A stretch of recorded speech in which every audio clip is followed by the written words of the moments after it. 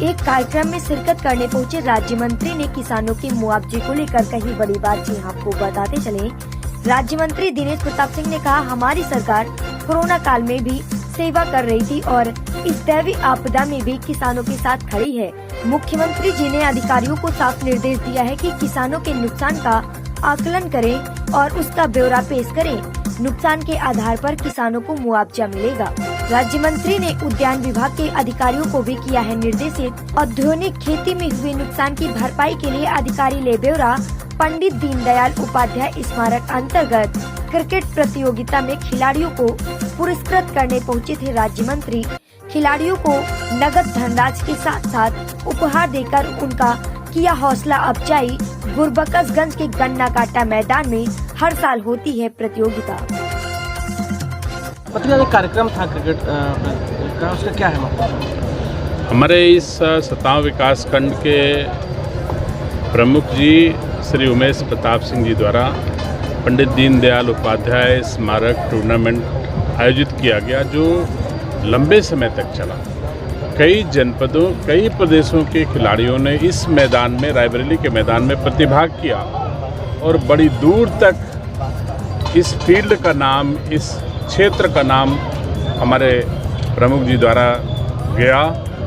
मैं उन्हें धन्यवाद देता हूं कि अपने एफर्ट से उन्होंने ऐसे कार्यक्रम आयोजित करने का संकल्प लिया है और लगातार करते आ रहे हैं। निसंदेह ये नौजवानों को एक अच्छी अपॉर्चुनिटी दी जा रही है प्रमुख जी के द्वारा, जो लगातार हर वर्ष हो रहे हैं और इस मैदान से खेलते खेलते प्रतिभाएं आगे जा रही हैं।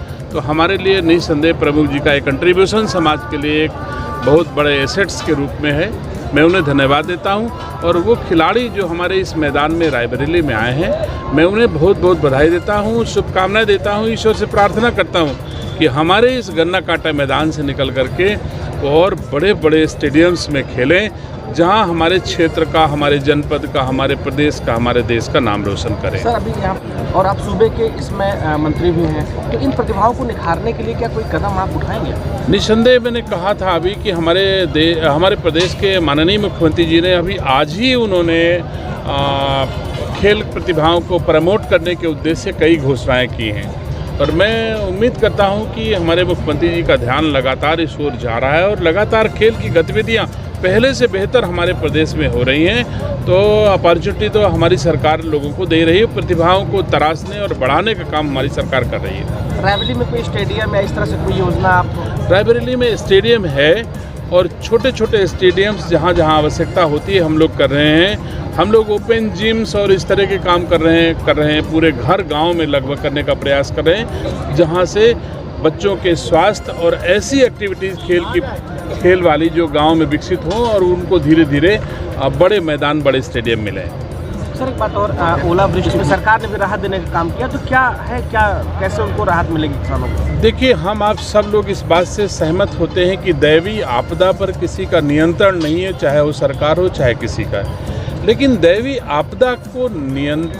आपदा के बाद लोगों को राहत पहुंचाने का काम जो देश के यशस्वी प्रधानमंत्री आदरणीय नरेंद्र मोदी जी और उत्तर प्रदेश के मुख्यमंत्री आदरणीय योगी आदित्यनाथ जी ने किया है, जिसको हमारे प्रदेश और देश की जनता ने भली भांति देखा है कि कोरोना काल जैसी विभीषिका में भी हमारे प्रधानमंत्री और मुख्यमंत्री ने जिस तरह से राहत पहुंचाई है, जिस तरह से नियंत्रित करने का काम किया है, दुनिया का कोई देश और नहीं कर पाए हैं। तो ये निसंदेह हमारे लिए दुखद विषय है जो अभी हमारी दैवीय आपदा के कारण किसानों की फसलों की क्षति हुई है।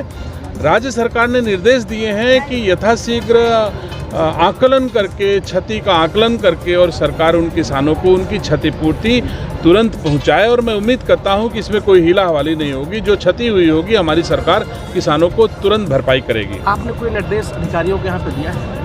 माननीय मुख्यमंत्री जी के निर्देश वो सब पर लागू होते हैं और हमने अपने विभाग की तरफ से भी निर्देश दिए हैं कि हमारे उद्यान विभाग से जो भी फसलों का आकलन किया जाना है उसको भी किया जाए। वैसे हमारा उत्तर प्रदेश सरकार का राहत विभाग जो है वो प्रशासनिक माध्यम से क्षतिपूर्ति का आकलन करता है। विभागीय लोगों का दायित्व कम होता है, फिर भी हमारा विभाग सक्रिय है और वो भी प्रशासनिक लोगों का सहयोग कर रहा है।